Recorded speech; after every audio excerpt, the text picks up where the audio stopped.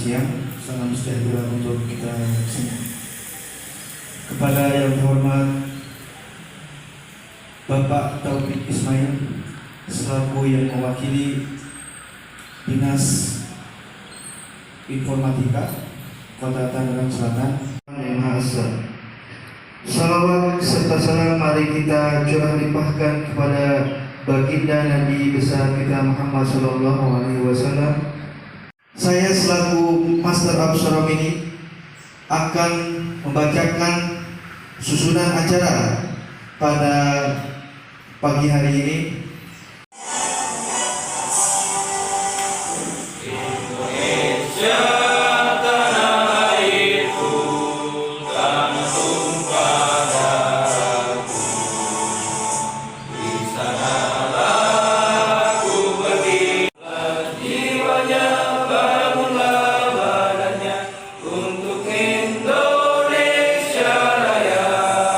Dibawakan oleh Ketua Panitia Bu Dewi Siska. Waktu dan tempat kami persilahkan. Hormat dan yang sama-sama kita hormati Bapak Taufik Ismail, Kasih Publikasi dan agensi dalam waktu hadir di sana. Tentunya semuanya masih kekurangan yang ada saat ini. Saya mohon maaf apabila masih ada kekurangan-kekurangan yang kami siapkan untuk acara seminar pertama kita hari ini. Untuk kehadiran semua. Wassalamualaikum warahmatullahi wabarakatuh. Bismillahirrahmanirrahim. Assalamualaikum warahmatullahi wabarakatuh. Pertama-tama minta maaf kepada Dinas Komunikasi Informatika yang hari ini diwakili oleh Bapak Taufik Ismail selaku Kasih Kerjasama Media dan Publikasi. Yang terhormat seluruh pengurus SMC Kota Tangerang Selatan dan yang saya selaku ketua SMC juga mengucapkan terima kasih banyak atas kerja-kerja yang sudah dilakukan. Walaupun memang ada banyak sedikit kekurangan, tapi setidaknya ini sudah terlihat bagus karena memang sebelumnya sejak SMC ada kita belum pernah melakukan rapat kerja wilayah atau raker, dan ini adalah rapat perdana kita SMC Kota Tangerang Selatan sejak lahirnya di tahun 2018 lalu, dan ini paling perdana izin. Jadi kalau misalkan ada beberapa kekurangan ya kita dimaklumi ya, ini memang perdana, dan kemudian juga pengurusnya juga masih banyak kekurangan yang kami mohon maaf.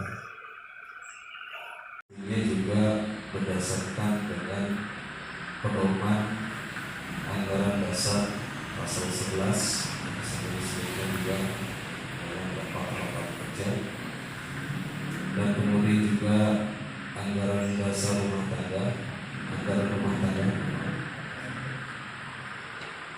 pasal 11 dan pasal 12 yang disini juga mengatur terkait dengan rapat kerja nasional. Itu memang untuk saat ini terkait dengan rapat-rapat kerja itu masih di dalam pedoman organisasi maupun ADART SMC juga masih banyak yang perlu disempurnakan, dan tentunya ini juga menjadi tugas kita bersama, baik dari tingkat wilayah kabupaten kota dan provinsi Banten ini, sampai kemudian tingkat nasional juga harus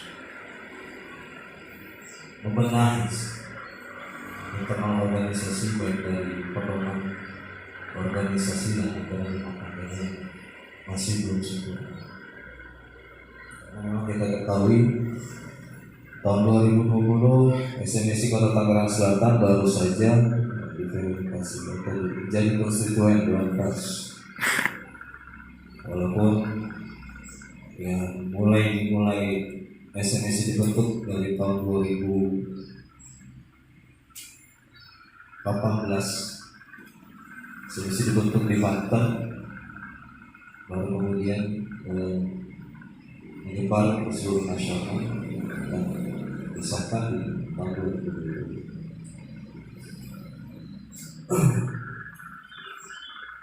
Jadi dengan rapat kerja wilayah Kota Tangerang Selatan Serikat Pekerja Cyber SMSI dengan semangat kebersamaan membangun SMSI Kota Tangerang Selatan aktif dan berintegritas. Kita berharap dengan tema ini juga ingin membangun SMSI ini bukan lagi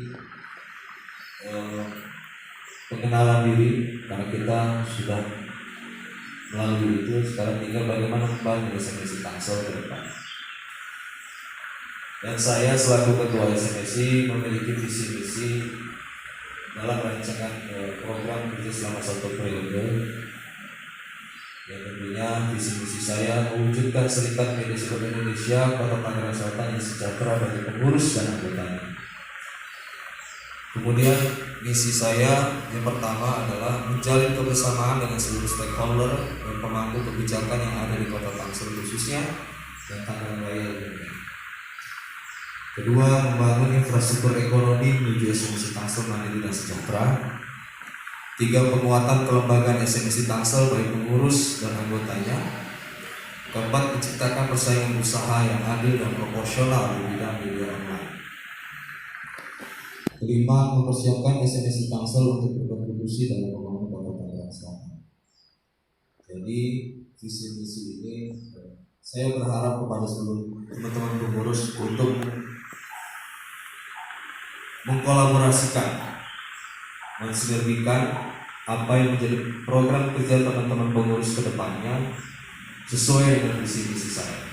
Dan ini menjadi acuan kita bersama untuk bergerak membangun SMSI Tangsel ke depan, bisa mewujudkan apa yang menjadi cita-cita kita. Karena berhimpunnya kita semua para pengelola media online sekota Tangerang Selatan ini adalah kita mengharapkan bisa sejahtera, walaupun kita tingkatnya skala lokal dan kemudian bisa dikatakan dengan sederajat UMKM gitu ya.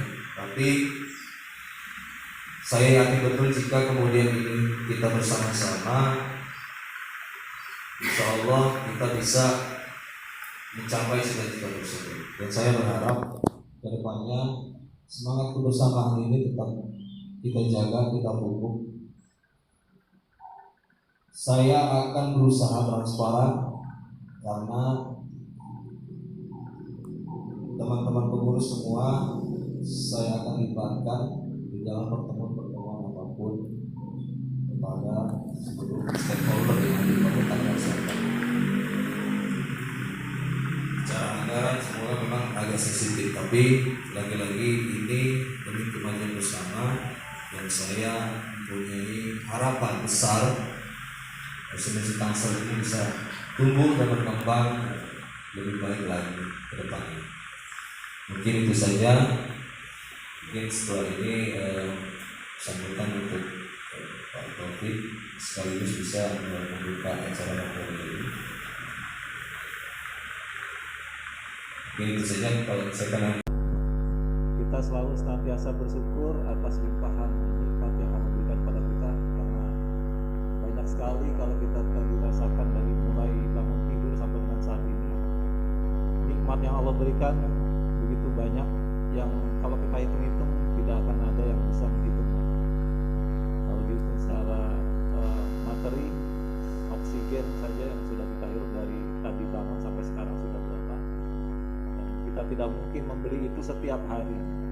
Jadi itu pemberian Allah yang luar biasa hanya dari segi oksigen saja, dan masih banyak nikmat-nikmat lainnya yang harus kita syukuri. Karena kalau kita tidak bersyukur, kita juga diancam oleh Allah menjadi orang yang tidak mensyukuri nikmat yang pastinya akan mendapatkan ancaman siksa di dunia. Maka senantiasa kita bersyukur pada Allah dengan mengucapkan syukur alhamdulillahirabbil alamin. Kepada para pengurus SMSI Kota Tangerang Selatan yang sudah mengundang kami pada acara Rakerwil Kota Tangerang Selatan, ini merupakan suatu penghargaan bagi kami untuk bisa saling berkolaborasi dalam mengisi pembangunan di Kota Tangerang Selatan. Dalam hal ini saya mewakili dari Pak Kepala Dinas Komunikasi dan Informatika Kota Tangerang Selatan dan juga Bapak atasan saya Habib Kehumasan.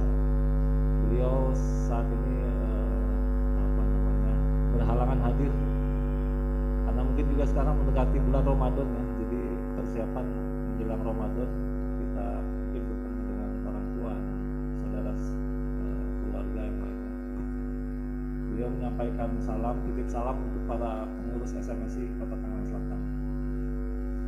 Dalam hal ini saya selaku kepala seksi media ya, jadi mungkin untuk disebutkan susah ya, panjang ya, nomenklaturnya panjang. Jadi lengkapnya itu seksi media dan kemitraan komunikasi publik. Ringkasnya kalau menurut saya publikasi lah, cukup mungkin. Seksi publikasi. Intinya di dalamnya ada publikasi dan kerjasama. Pesan dari Kepala Dinas untuk para pengurus di SMSI Kota Tangerang Selatan adalah kita bagaimana bisa sama-sama saling bersinergi dalam pembangunan pemerintah Kota Tangerang Selatan, termasuk di dalamnya ya, seluruh stakeholder yang ada di Kota Tangerang Selatan. Khususnya saya di bidang di seksi media ya, kerjasama dengan media, harapannya adalah dalam rangka pembangunan ini informasi seluruh kegiatan yang akan yang sedang direncanakan ataupun yang sedang dilaksanakan dan juga yang sudah dilaksanakan, harapannya adalah bisa tersampaikan kepada seluruh masyarakat sehingga masyarakat juga bisa merasakan hasilnya dan juga bisa berikan masukan-masukan yang baik, yang bagus, yang sifatnya membangun sekalipun kritik ya, yang membangun dan juga saling memberikan solusi sehingga dalam pembangunan itu tidak hanya berisikan yang negatif saja tentang pemerintah, karena semua kita pasti punya sisi negatif, punya sisi positif, semua itu pasti ada karena kita semua manusia. Sekali pemerintah itu isinya juga manusia, jadi intinya kita saling mengingatkan, saling berkolaborasi, saling membantu. Dalam hal ini di Kota Tangerang Selatan, khususnya di Dinas Komunikasi dan Informatika sudah bekerja sama dengan banyak sekali media. Mungkin karena kita berbatasan dengan ibu kota negara ya, jadi hampir dari limpahan ibu kota negara pun ke Tangerang Selatan, dan bahkan kita sering dihadiri oleh presiden pimpinan negara karena kita bersinggungan dengan pemerintah pusat, menteri-menteri juga kita sering berdatangan. Jadi ini salah satu potensi di Kota Tangerang Selatan yang bisa membantu percepatan untuk meningkatkan pembangunan. Ini salah satu hal-hal yang strategis yang harus terus dibangun. Ketika kita dekat dengan puncak kekuasaan, pasti ada sesuatu kebijakan yang bisa kita rasakan hasilnya yang kita inginkan. Kemudian untuk media-media sendiri yang sudah bekerja sama dengan pemerintah Kota Tangerang Selatan, tercatat di Dinas Kominfo yang sudah mengajukan kerjasama untuk media online kurang lebih sekitar hampir 150 online-nya saja. Jadi media online yang ada di Tangerang Selatan itu sudah berkomunikasi dengan Dinas Kominfo dan 150-an kurang lebih. Adapun yang cetaknya ada sekitar 50-an, jadi kurang lebih hampir 200-an. Dan semuanya juga ingin bekerja sama, saling mengisi pembangunan. Nah, dalam hal ini juga ini merupakan suatu apresiasi yang besar juga bagi pemerintah kota. Artinya kita banyak sekali yang memperhatikan, juga banyak sekali yang ingin disampaikan, dan melalui media inilah yang bisa menyampaikan informasi dari pemerintah kota. Jadi kami sangat bersyukur dan sangat berterima kasih sekali dengan adanya wadah media SMSI khususnya ya di online. Apalagi di situasi pandemi seperti ini mungkin yang menjadi andalan utama ya, karena mungkin kalau dicetak agak sekarang ini mungkin kalau boleh dibilang ya sangat menurun drastis. Bahkan beberapa media sudah mulai tutup. Jadi di saat seperti ini justru online ini terus meningkat. Nah, harapannya kita bisa bersinergi dengan hal-hal yang positif. Jadi terkadang ada pemberitaan ya, di situ ingin meningkatkan rating tapi dengan cara-cara yang kurang baik. Tapi bagaimana kita caranya meningkatkan rating dengan hal-hal yang positif sehingga yang dihasilkan itu juga bisa menjadi positif dan kita rasakan oleh kita sendiri juga menjadi positif, karena kita ini juga akan terus melanjutkan kehidupan seterusnya, termasuk anak cucu kita nanti. Jadi kita supaya bisa meninggalkan hal-hal yang positif sehingga apa yang kita bawa nanti pun hasilnya bisa dirasakan manfaatnya oleh generasi selanjutnya, dan ini bisa menjadi jariah ya, kalau di dalam ajaran agama kita menjadi jariah bagi kita yang nanti akan selesai waktunya, akan kita rasakan setelahnya. Jadi kalau namanya jariah itu, walaupun kita sudah meninggalkan dunia ini, maka jariah itu akan terus berkembang. Jadi mari kita terus wariskan nilai-nilai positif, nilai-nilai kebaikan kepada penerus kita, sehingga nanti kita bisa merasakan hasilnya. Walau syukur-syukur kita masih saat hidup ini merasakan, apalagi nanti ketika kita sudah tidak ada ya, kita berharap kita bisa hidup dengan tenang di dunia maupun nanti ketika sudah meninggal dunia. Kemudian di dalam Dinas Kominfo itu kita terdiri dari beberapa bidang, khususnya di bidang kehumasan terdiri dari 3 seksi. Ada dokumentasi, kalau di kita ada kehumasan ya, tapi di situ isinya dokumentasi. Pak Sopiri, kemudian di seksi pengelolaan opini publik ada di Pak Nani, dan saya di publikasinya. Jadi mungkin yang paling sering bersinggungan dengan rilis ya ada di saya, walaupun dalam teknisnya ada di seksi lain yang mengerjakan. Jadi saya sebagai penyampai informasi rilis tersebut. Kemudian mungkin juga bertanya-tanya dalam hal SPJ ya, teman-teman mungkin ada merasa kok lama ataupun kok rasanya ada yang mungkin berpandangan terasa dihambat ya. Sebetulnya kita di dalam dinas sendiri terus terang kita pengennya cepat semua. Memang untuk tahun ini kebetulan pemerintah daerah itu menggunakan aplikasi yang sifatnya nasional. Jadi tahun-tahun sebelumnya kita masih menggunakan aplikasi daerah, jadi kita bisa langsung cepat mengerjakannya. Saat ini karena sistem baru terpusat nasional, jadi semuanya masih taraf perbaikan. Jadi dari mulai penyampaian SPJ ya, sampai dengan pencairan itu yang butuh waktu yang cukup lumayan lama. Ya mudah-mudahan nanti kalau sistem ini sudah berjalan dengan baik ya mudah-mudahan bisa lebih cepat lagi, karena ibaratnya masih bayi ya, jadi belum bisa lari. Jadi kalau bilang ya masih merangkak ya. Jadi kita masih kalau bilang harus bersabar dulu gitu ya, terkait dengan sistem yang ada saat ini. Dan saat ini Kominfo diberikan kewenangan yang cukup luas ya terkait dengan sistem juga, karena semua sistem-sistem sudah terintegrasi menjadi satu ada di Kominfo. yang dulunya mungkin di masing-masing OPD punya menjalankan itu sekarang sudah dikelola oleh Kominfo sendiri. Dan banyak sekali hal-hal yang dikembangkan dan mungkin kalau ditangani secara penuh oleh Kominfo juga mungkin kalau menurut saya juga cukup berat ya, karena memang cukup strategis di Kominfo ini memberikan pelayanan informasi, kemudian pelayanan lainnya yang berkaitan dengan OPD lainnya.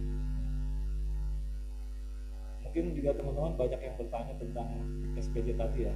Jadi saya mungkin jelaskan sedikit alur tentang pertanggungjawaban keuangan. Karena kita menggunakan uang rakyat, uang masyarakat, jadi kita harus bisa mempertanggungjawabkan itu. Maka yang diawali pertama kali adalah administrasi legal dari perusahaan masing-masing media. Nah, maksudnya mungkin bapak-bapak semua yang ada di sini juga para pemilik ya atau owner di media, ini juga mungkin perlu diketahui bahwa saat ini Kominfo juga sedang pemeriksaan. Jadi ada pemeriksaan internal, ada eksternal. Kami ada pemeriksaan dari Inspektorat, kemudian dari BPK, kemudian dari BPKP. Saat ini semua sedang berjalan. Dan itu benar-benar ketika diperiksa itu ya sangat mendasar ya. Jadi dilihat dari legalitas perusahaan itu dulu yang paling pertama. Maka saya kenapa menekankan ketika ingin bekerja sama, legalitas diutamakan. Karena yang pertama dilihat itunya.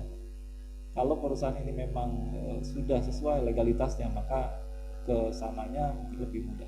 Tapi kalau di awal ini sudah ada celah, kesalahan, itu akan terus didalami. Karena kita akan dianggap merugikan negara.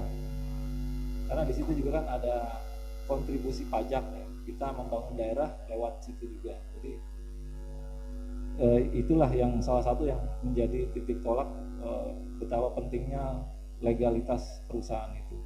Jadi mohon mungkin kepada para pemilik media online bisa melengkapi ketentuan-ketentuan yang sudah ditetapkan. Mungkin juga ada dari ketentuan dari Dewan Pers ataupun yang lainnya. Tapi yang pada intinya kalau di pemerintahan adalah kita berdasarkan aturan dari Kementerian Keuangan. Karena pertanggungjawaban kita adalah kepada masyarakat yang dilimpahkan oleh para pemeriksa itu. Jadi, dari sisi audit seperti itu yang harus kita benar-benar kita kedepankan. Nah, harapannya dengan kelengkapan berkas ini, legalitas ini lengkap, kedepannya kita lebih tenang menjalani pekerjaan itu lebih tenang. Siapa sih yang pengen kita belum melewati dunia aja belum gitu. Jangan sampai di dunia saja yang ibaratnya hanya sementara ini kita sudah di penjara. Jangan sampai kita di penjara berkali-kali. Cukup ini sebagai sebagai pengalaman-pengalaman yang sudah lewat menjadi pelajaran bagi kita untuk tidak kita ulangi lagi. Jadi jangan sampai walaupun belum ada, tapi jangan sampai ada dari kita yang berkaitan dengan masalah, khususnya masalah hukum. Karena memang sekarang lebih mudah media itu untuk menayangkan pemberitaan-pemberitaan yang kaitannya dengan korupsi dan lain sebagainya. Mungkin yang seperti yang saat ini sedang berkembang. Kita tidak bisa membayangkan kalau kita yang seperti itu, betapa susahnya. Jangan sampai kita seperti itu. Kemudian tahapan-tahapan di dalam pelaksanaan SPJ, jadi diawali dari pembuatan surat pesanan. Surat pesanan ini untuk nilai di bawah 5 juta. Pesanan itu tidak bermaterai, tidak menggunakan sistem, kalau di kita ada namanya sistem amando. Jadi di surat itu tanda tangannya sudah digital. Kalau di Pemerintah Kota Tangerang Selatan sekarang tanda tangan yang nilainya besar sudah digital. Jadi untuk awal surat pesanan, kemudian berkas-berkas yang sudah lengkap yang Bapak Ibu sudah sampaikan ke kami itu kami periksa kembali, masuk ke saya, diperiksa, kemudian kalau sudah sesuai ditandatangani, kalau belum sesuai ini kembali lagi. Makanya saya selalu berpesan ketika sebelum datang ke kantor ya dikomunikasikan dulu, jadi nggak datang bolak-balik. Ini terjadi mungkin di beberapa media yang baru bekerja sama, mungkin bisa ada yang sampai 3, 4 kali, 5 kali bahkan bolak-balik ya. Jadi mungkin ini jangan sampai dialami juga, khususnya pada teman-teman yang udah bekerja sama dengan kita. Jadi memang setiap tahun selalu ada perubahan. Kemudian setelah tanda tangan saya masuk di dalam buku kendali. Sebelumnya tadi setelah surat pesanan SPJ masuk dicatat di buku besar untuk kendali surat masuk. Kemudian saya tanda tangani untuk di cross check. Kemudian setelah itu dicatat di teman saya di Bunga untuk dimasukkan di dalam rekapitulasi seluruh media yang kerjasama. Jadi ketika masuk itu bisa banyak ya. Jadi dalam seminggu mungkin ada sekitar 50-an SPJ kurang lebih. Jadi cukup banyak SPJ yang masuk sehingga memang butuh ketelitian yang tinggi gitu. Jadi ketika ada acara kita agak kerepotan karena konsentrasinya agak terganggu. Khususnya di saya ya, karena banyak sekali yang bertanya dan juga konsultasi, jadi terkadang membutuhkan waktu yang agak lama. Kadang sehari bisa juga menerima tamu, bisa seharian nggak berhenti gitu kadang. Jadi mau ngerjain SPJ itu susah juga. Kalau boleh dibilang orang lain ada WFH, di kita nggak kenal WFH. Dari pertama pandemi sampai sekarang nggak pernah WFH. Yang lain tuh WFH. Bahkan di keuangan sendiri juga WFH. Jadi kita bingung, kita yang pengen cepat juga di tempat yang lain belum bisa mendukung kita, itu yang kendalanya di kita. Setelah masuk rekapitulasi, di situ ada lampiran bank, ada lampiran potongan pajaknya, kemudian ada kartu kendalinya. Setelah itu dibuatkan nota dinas ke kepala dinas. Sebelumnya ditandatangani oleh pejabat pengadaan barang jasa PPBJ. Jadi di dalam kwitansi itu ditandatangani oleh 5 orang ya, dari kepala seksi selaku PPTK, kemudian ditandatangani oleh PPBJ, kemudian ditandatangani oleh PPK di sini dijabat oleh kepala bidang Pak Irfan. Kemudian setelah itu dimasuk ke keuangannya, masuk ke keuangan setelah melalui nota dinas kepala dinas, tanda tangan kepala dinas. Jadi sudah 4 tanda tangan. Setelah itu masuk ke keuangan. Masuk ke keuangan itu diverifikasi lagi, tanda tangan bendahara, kemudian tanda tangan kasubag keuangan. Jadi sudah berapa? 4 ditambah 2, sudah 6 tanda tangan. Nah ini kalau semua orang ini ada mungkin cepat, tapi kalau salah satu nggak ada atau tadi WFH ya tunggu lagi. Terus setelah masuk keuangan ada verifikasi, ketika itu ada kesalahan kembali lagi ke awal lagi. Bayang nggak betapa lamanya? Dan mungkin kalau hanya satu mungkin nggak terlalu banyak, nggak terlalu lama. Tapi kalau ada beberapa, nah inilah kendala yang cukup sulit dihadapi untuk penyelesaian. Saya sampai sekarang belum menemu solusinya gimana mempercepat ini. Mungkin nanti kalau Bapak Ibu semua punya solusi, bantu kami untuk bisa mempercepat itu ya akan kita coba. Setelah masuk ke keuangan ya, itu pun ada tahapan-tahapan yang cukup banyak. Jadi masuk lagi ke catatan sistem namanya SIKEDA, sistem keuangan daerah. Itu terintegrasi dengan pusat. SIKEDA dicatat, kemudian pencairan juga ada batas-batas waktunya. Jadi kalau pencairan lewat dari jam 1, maka khususnya jadi jam 1 itu untuk yang beda bank, yang satu bank, yang sesama BJB, batasnya jam 1. Kalau yang non BJB itu batasnya jam 2. Ketika lewat dari jam 2 itu akan dikenai potongan yang berbeda.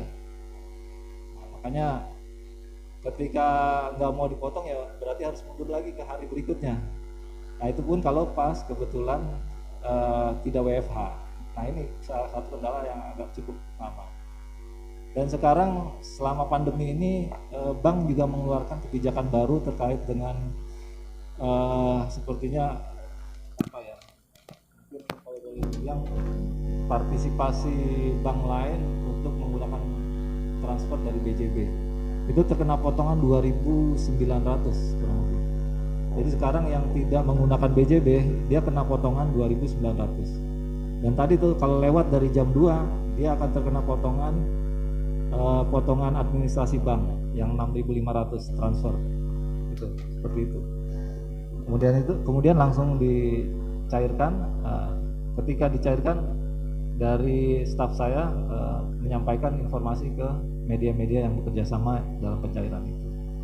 Itu mungkin penjelasan tentang proses pencairan kenapa kok lama, karena ini tahapannya cukup lumayan panjang gitu ya. Itu terkait dengan SPJ.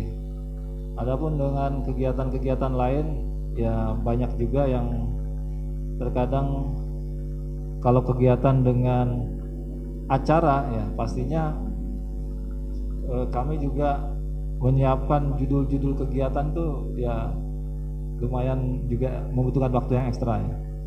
Kegiatan-kegiatan luar ruang yang sifatnya informasi media luar ruang ya. Ada spanduk, ada billboard, ada baliho dan lain sebagainya. Jadi di saya ada media cetak, media online, kemudian media elektronik juga, TV ya. TV ada beberapa. Untuk radio kita untuk tahun ini belum ada. Kemudian media luar ruang yang tadi spanduk, umbul-umbul, baliho, reklame dan lain sebagainya. Jadi itu yang ada di saya. Itu.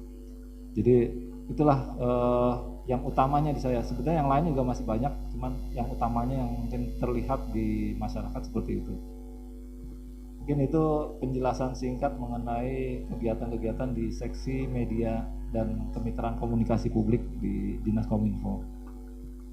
Barangkali kalau dari rekan-rekan ada yang ingin bertanya ataupun itu penjelasan. Sekali lagi saya juga mengapresiasi kepada teman-teman yang sudah bekerja sama dengan kami. Harapannya ketika kami melancarkan rilis bisa membantu menyebarluaskan rilis kami. Dan juga kami mengapresiasi atas kerjanya SMSI telah membentuk kantor ini, dan menurut saya sangat representatif karena baru kemarin tapi sudah bisa seperti ini. Merupakan perjuangan yang luar biasa. Dalam waktu dekat sudah mewujudkan kantor. Mudah-mudahan ini bisa menjadikan manfaat dan barokah bagi kita semua, dan khususnya bagi seluruh warga Tangerang Selatan. Atas kurang lebihnya mungkin kami mohon maaf yang sebesar-besarnya mewakili dari Dinas Kominfo, dan kami akhiri dengan ucapan wassalamualaikum warahmatullahi wabarakatuh. Dengan ucapan bismillahirrahmanirrahim.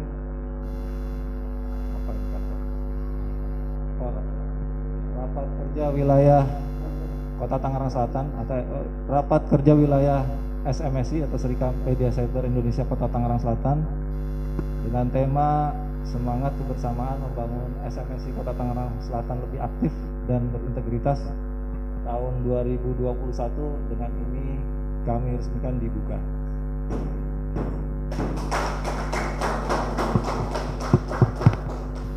Terima kasih.